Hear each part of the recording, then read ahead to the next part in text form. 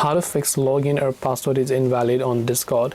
Hey everybody, welcome back to our channel. In this video we are going to learn how we can fix login or password is invalid on Discord, so make sure to watch the video till the end. So if Discord says that either the login or the password is invalid, there could be a couple of ways and reasons as to why this happens.